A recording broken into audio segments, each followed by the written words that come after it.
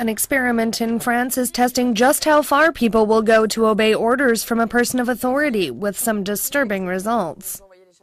Participants are told that they are contestants on a spoof game show called The Extreme Zone, in which they are asked to deliver near-fatal electric shocks to a rival for giving incorrect answers to questions. Though no actual shock is delivered, an actor playing the rival participant screams in pain and begs to be let go. The experiment is part of a documentary that explores just how far shock reality television can go. Christophe Nick, who is making the documentary, says that there is a global rise in television shows dealing with death. There have been for several years quite a few programs around the world which play with something entirely new. Let's call it a death impulse.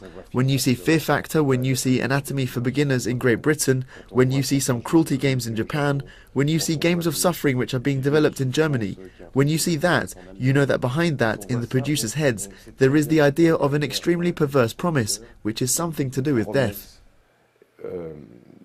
Extrêmement perverse, qui est quelque chose qui tourne autour de la mort flotte. Nick believes that the medium of television causes a kind of break in reality that leads ordinary people to behave in ways they otherwise wouldn't.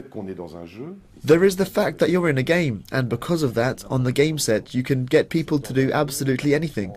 In a game, that boundary between reality and fiction disappears, and even if your partner screams, begging you to stop, you're still in a game.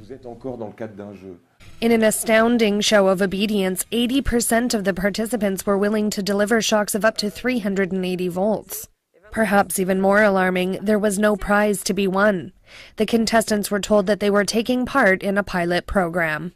Shannon Napton, Reuters.